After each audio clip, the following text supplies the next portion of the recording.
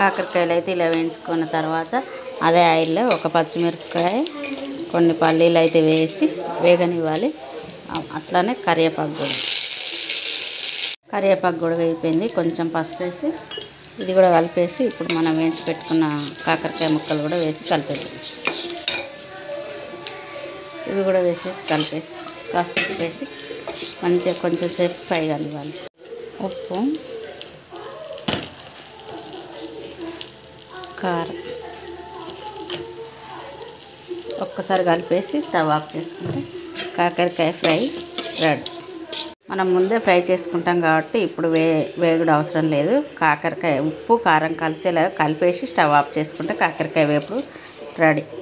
ఇది పప్పుచారులోకి పప్పులోకి బాగుంటుంది. ఇలా కాకరకాయ రెడీ. స్టవ్ ఆఫ్ చేసుకుంటే పప్పుచారు,